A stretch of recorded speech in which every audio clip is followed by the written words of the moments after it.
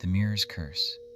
In a small, isolated town shrouded in perennial fog, there lived a girl named Emily. She was an ordinary teenager with an extraordinary obsession: mirrors. Emily was captivated by her own reflection, spending hours each day entranced by her image, lost in the glassy depths of the mirrors that adorned her room. Her friends and family teased her, but Emily couldn't care less. The mirror was her sanctuary, a portal to a world where she could lose herself. When Emily's parents purchased an old Victorian house on the town's edge, they thought it a charming investment. The house, however, had a sinister past, a history whispered among the town's older residents, who spoke of strange disappearances and ghostly apparitions. In Emily's new room stood an old, ornate mirror left by the previous owners. It was enormous, with a gilded frame, intricately carved with grotesque figures and cryptic symbols. Emily was instantly drawn to it. One night, as she was preparing for bed, she noticed something disturbingly off about her reflection.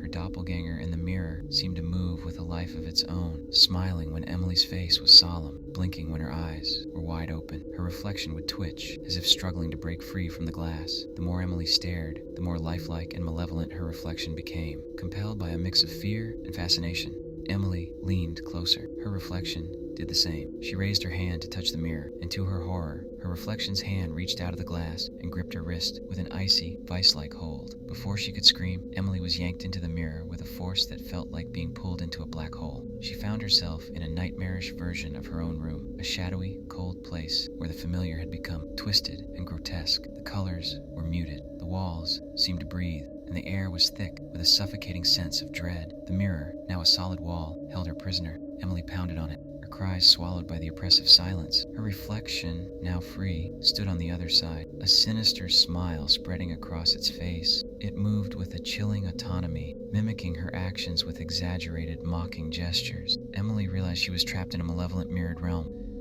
while a doppelganger lived her life.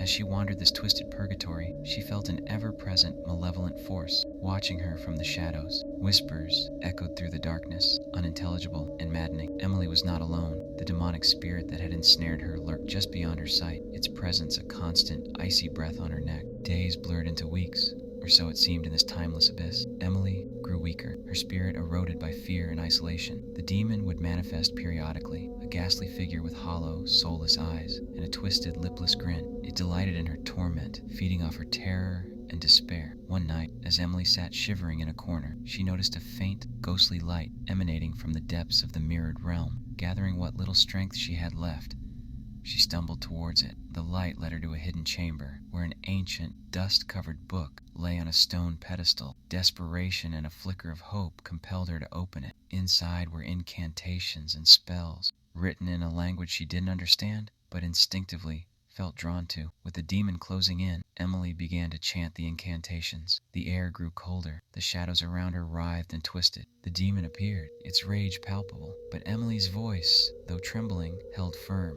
As she finished the final incantation, a searing light erupted from the book, engulfing her in its purifying blaze. She felt herself being wrenched through the mirror, the sensation like tearing through the fabric of reality itself. With a final, gasping breath, Emily collapsed back into her room, the mirror shattering into countless shards around her. Her parents rushed in, finding her pale and trembling on the floor. They tried to comfort her, dismissing her ordeal as a mere nightmare. But Emily knew the truth. She had faced a darkness few could comprehend, and lived to tell the tale. From that day forward, mirrors were no longer her friends, but sinister portals that could ensnare the unwary. Emily avoided mirrors as much as possible, haunted by the knowledge that some reflections harbor more than just our image. They can be gateways to unspeakable horrors, and sometimes they conceal an evil that watches and waits